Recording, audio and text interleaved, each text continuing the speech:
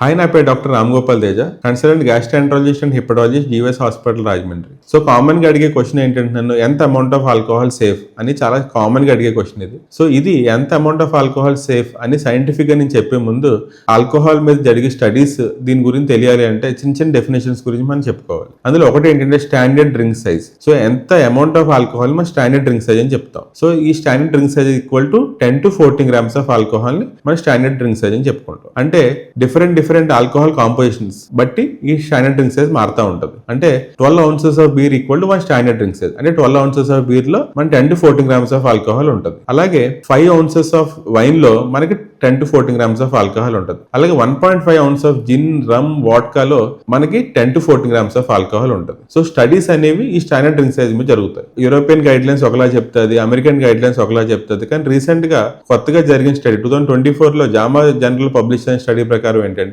Males లో less than 20 grams per day అనేది లో యూసేజ్ కింద, మోర్ దాన్ 40 grams per day heavy usage కింద, అలాగే ఫీమేల్స్ లో less than 10 grams per day లో యూసేజ్ ఆఫ్ ఆల్కహాల్ కింద, more than 20 grams per day heavy usage of alcohol కింద మనం చెప్తాం. So coming to the question, ఎంత అమౌంట్ ఆఫ్ ఆల్కహాల్ సేఫ్?